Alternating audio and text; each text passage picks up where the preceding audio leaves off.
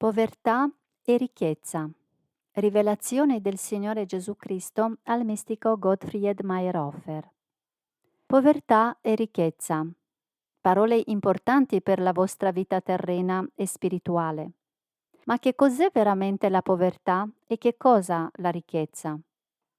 Queste sono domande che quanti uomini vivono sulla terra altrettanto molteplicemente comprenderanno e risponderanno, e tuttavia, se si osserva la faccenda precisamente, a tutte queste domande una sola risposta può essere la giusta, e tutte le altre, secondo il punto di vista spirituale o sociale, che è determinante, saranno scusate.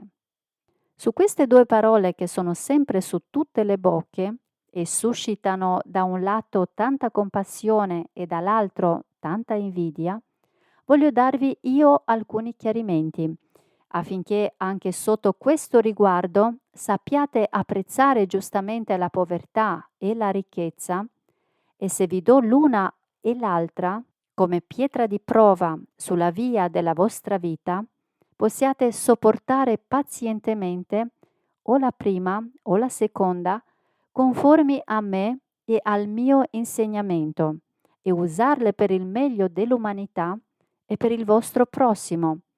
Oppure potete anche trasformare la povertà materiale in ricchezza spirituale. Sappiate quindi questo: la povertà è relativa. Povero è veramente solo colui che, conforme alle sue necessità, non ha tutto per poterle soddisfare.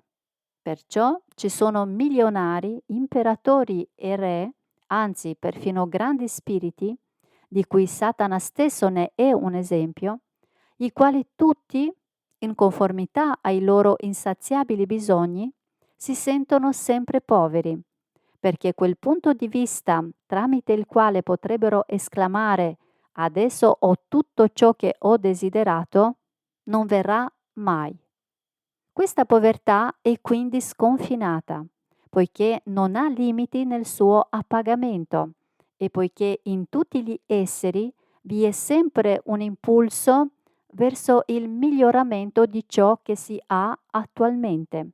Così c'è anche in tutte le classi il continuo lamento per la povertà. Nella ricchezza è proprio il contrario.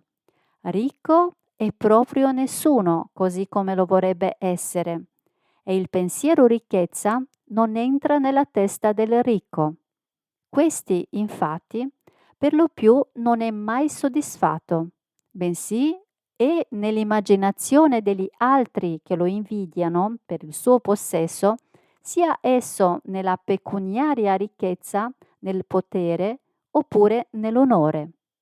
Da tutto questo risulta dunque che la ricchezza non esiste, poiché chi la possiede non la riconosce come tale e gli altri che lo invidiano per questa invidiano il ricco solo fino a quando credono di aver raggiunto i loro presunti desideri, poi allorquando, subito dopo il possesso di ciò che fu desiderato, sarà di accumulare altri desideri, come nuvole temporalesche, e volare gli apparenti ricchi di nuovo per poveri. Finché saliamo e scendiamo sulla scala dei desideri umani terreni, incontriamo nient'altro che dei puri poveri, e non ci sono ricchi, poiché la ricchezza dovrebbe evidentemente avere come conseguenza la conclusione dei desideri, il che è impossibile con l'ambizione umana dell'avidità di denaro e di piaceri. Grazie per avermi ascoltato. Seguiranno altre spiegazioni in merito a questo argomento. Vi auguro ogni bene. Il Signore ci doni pace.